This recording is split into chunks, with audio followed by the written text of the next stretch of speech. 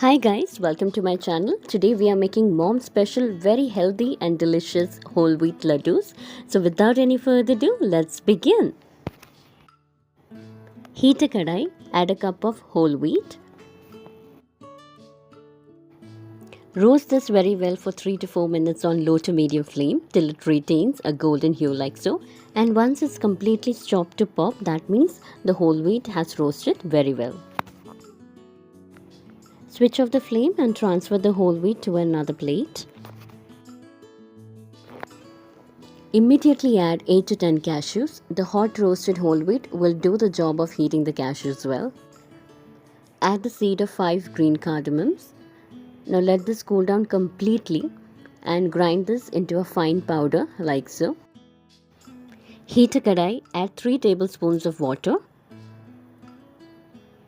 Add a cup of jaggery powder and bring this to a boil and cook till it thickens. It will take around 3 to 4 minutes on low to medium flame.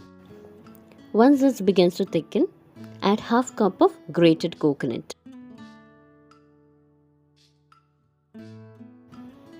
Give it a very nice mix. Cook for another 2 to 3 minutes on low to medium flame till the coconut and the jaggery combines very well together. After 3 minutes, the mix has thickened very well. At this stage, add only the half of the roasted wheat powder. Remaining half, keep it aside. When everything is well combined, switch off the flame and we can start making the laddus. Laddus need to be made when it is still hot, but to a temperature where the heat can be handled by your hands. Shape it into laddus and coat it with the remaining half of the roasted powder like so.